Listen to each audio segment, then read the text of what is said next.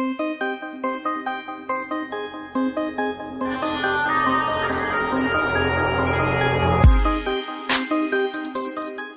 आज मैं आपको एक ऐसे मुल्क के बारे में दिलचस्प, हैरानकुन और चौंका देने वाले हक़ाइक़ के बारे में बताने जा रहा हूँ, जिसे लैंड ऑफ फायर यानी आग की सरजमीन कहा जाता है। दोस्तों दरअसल आज हम बात करने जा रहे हैं अज़रबैजान के बारे में। अज़रबैजान ईरान के शिमाल मगरब में वाक़या एक वसी पहाड़ी इलाका है। इसका एक हिस्सा ईरान में शामिल है तो दूसरा हिस्सा खुद मुख्तार जमहूरिया में शामिल है। शिमाल में इन दोनों हिस्सों को दरियाए आर्यू अलहदा करता है। इसका कुल रकबा 86,600 किलोमीटर है। रकबे के लिहाज से ये दुनिया में 112वें नंबर पर आने वाला मुल्क है।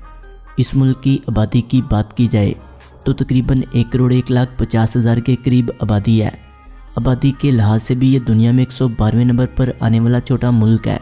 दरअसल यहाँ पर आर्मीनी, यहूदी और फ़ारसी आबाद है, लेकिन इनमें ज़्यादातर तुर्की बोलने वाले अज़रबैजानी हैं। यहाँ की सरकारी ज़ुबान अज़रबैजानी है। इस मुल्क की तारीख़ बहुत ही कदीम है।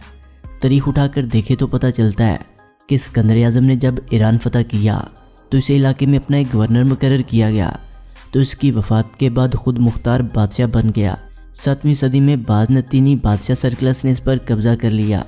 कुछ अरसे बाद अरबों ने जब इसको फ़तह किया तो ये खिलाफत उस्मानिया में शामिल हो गया। वाज़ेह रहे अज़रबैजान फ़ारसी ज़ुबान से निकला है। अज़र के मानी है आग और बैजान के मानी है हिफाजत करने वाला, यानी अज़रबैजान का मतलब है आग की हिफाजत करने वाला। इसकी सबसे बड़ी वजह यह है कि 500 कबल मसीह यहाँ पर आग को पूजने वाले आबाद थे। इस वजह से भी इसे आग को मानने वालों का मुल्क कहा जाता है। अज़रबैजान और आर्मीनिया के दरमियान अज़रबैजान के इलाके नरगोनो कलाबाग को लेकर शुरू से ही लड़ाइयाँ जारी हैं। इसी वजह से पाकिस्तान आर्मीनिया को कोई मुल्क तस्लीम नहीं करता। तेल की पैदावार के लिहाज से ये मुल्क दुनिया के बड़े मुल्कों में से एक मुल्क है। दोस्तों आपको ये बात जानकर हैरानी होगी कि ये दुनिया का वाद ऐसा मुल्क है कि जहाँ पर खाम तेल से गुस्ल किया जाता है। मौसम बहार और मौसम हज़ाम इस मुल्क के होटल सियाहों की आमद से भरे जाते हैं, क्योंकि तमाम लोगों की ये ख्वाहिश होती है कि वो खाम तेल से गुस्ल करें। इनका ये मानना है कि खाम तेल से गुस्ल करने से इंसान 70 किस्म की बीमारियों से महफूज हो जाता है। दरअसल इस कॉन्सेप्ट के पीछे हकीकत कुछ यूँ है कि 18वीं सदी में काफ़िले का ऊँट बहुत ज़्यादा बीमार हो गया। काफ़िले वालों ने यह फैसला किया कि इसे यहीं पर छोड़ देते हैं। पास ही वाफर मिकदार में खाम तेल मौजूद था। ऊँट इस साइल में गिर गया और कुछ ही हफ्तों बाद काफ़िला जब वापस इसी रास्ते पर लौट रहा था तो इस ऊँट को तंदुरुस्त और बाकी तमाम ऊँटों से चुस्त और तवाना पाया। तब से यहाँ के लोगों ने इस दलील को शिफा समझकर यहाँ पर नहाना शुरू कर दिया। अज़रबैजान के बारे में ये कहा जाता है कि 1901 तक अज़रबैजान आधी दुनिया को तेल सप्लाई करने वाला अकेला मुल्क था। दुनिया में 40% के करीब दलदली ज़मीन इसी मुल्क में वाक़या है। इस मुल्क का दारुल हुकूमत बाकू है और खूबसूरती में ये अपनी मिसाल आप है। इस मुल्क में मीडिया पर सख्त तरीन किस्म की पाबंदी है, लेकिन ज़ाहिर है मीडिया को तो खबर चाहिए, चाहे वो खबर एक्सीडेंट की हो या धमाकों की। लेकिन मीडिया हुकूमत की इजाज़त के बगैर कोई खबर नहीं दिखा सकता। इस मुल्क में एक मुकाम ऐसा भी है जो आने वाले सयाहों को अपनी तरफ खींच लेता है, और वो है यहाँ का कारपेट म्यूज़ियम, जो बिल्कुल लिपटे हुए कालीन की तरह बनाया गया है। यकीनन इसको देखना इंतहाई दिलचस्प है। इस मुल्क में बेरोज़गारी की शरह 4.13% के करीब है। मिट्टी के आतिशफिशा के लिहाज से अज़रबैजान दुनिया का सबसे बड़ा मुल्क है। पूरी दुनिया में 800 के करीब मिट्टी के आतिशफिशा हैं, जिनमें से 350 से ज़्यादा अज़रबैजान में ही मौजूद है। अज़रबैजान में बसने वाले लोगों का कहना है कि हज़रत नूह अलैहिस्सलाम की कश्ती भी यहीं पर डूबी थी। यही वजह कि इनके कबीले का नाम नूह कबीला है। ये मुल्क दुनिया के खुशहाल ममालिक में से एक मुल्क है। इस मुल्क का 95% हिस्सा एशिया में और 5% हिस्सा यूरोप में आता है। आप लोग यहाँ के लोगों को देखकर यकीनन यही अंदाज़ा लगाएंगे कि ये यूरोपियन कंट्री के लोग हैं, क्योंकि यहाँ पर पर्दे का रवाज नहीं है और यहाँ की लड़कियाँ ज़्यादातर मगरबी लिबासी ज़ेबतन करती हैं, जबकि यहाँ के टीवी चैनल्स को देखकर लगता ही नहीं कि ये किसी इस्लामी मुल्क के चैनल्स हैं। दोस्तों वो कौन सी वजह है जिसकी वजह से बहुत से लोग इस मुल्क का रुख करते हैं? तो आइए मैं आप लोगों को बताता हूँ। इसकी सबसे बड़ी वजह यह है कि यहाँ की वीज़ा फ़ीस बहुत कम है। आप सिर्फ $45 में ये वीज़ा हासिल करके इस मुल्क में जा सकते हैं, जो कि सिर्फ 3 दिन में मिल जाता है। इसके अलावा आप अज़रबैजान बाई रोड भी जा सकते हैं।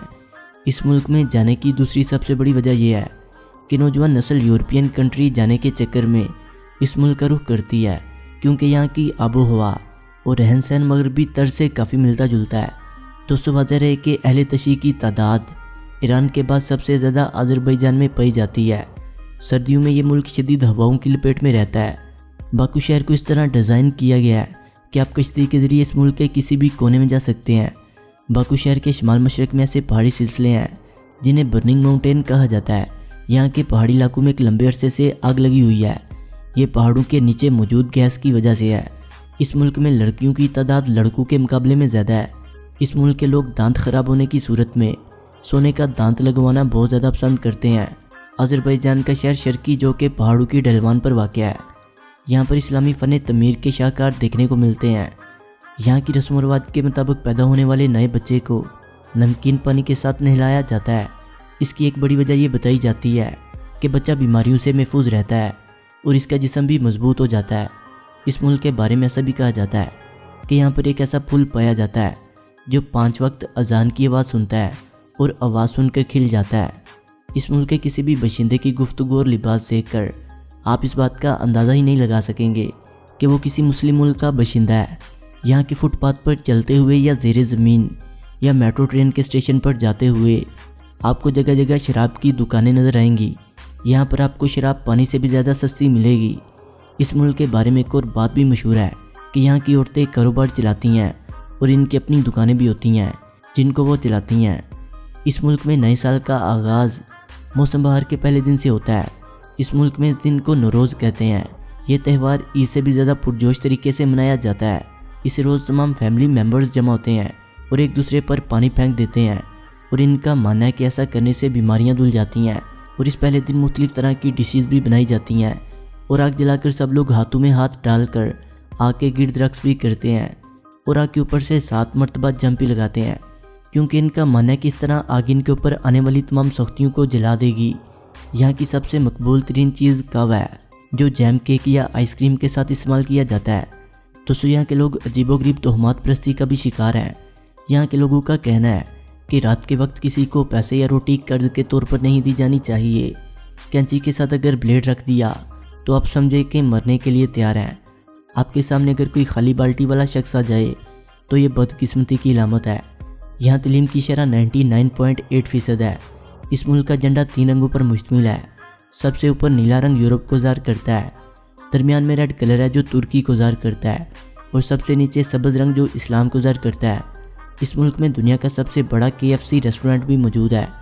اس ملک کی کرنسی مانت ہے اور ایک مانت پاکستانی 98 روپے کے برابر ہے۔ کراباز فورس اس ملک کا قومی جانور ہے، جبکہ یورپی رولر آذربائیجان کا نیشنل برڈ ہے۔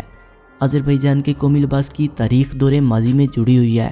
دوستوں ویڈیو اچھی لگنے کی صورت میں سے لائک کریں، کمنٹ کریں اور اپنے دوستوں سے شیئر کریں، اور جنہوں نے ابھی تک ہمارے چینل شانی سٹوریز کو سبسکرائب نہیں کیا وہ اسے سبسکرائب کرتے ہوئے بیل آئکن پر کلک کر کے آل نوٹیفیکیشن کو انیبل کر لیں۔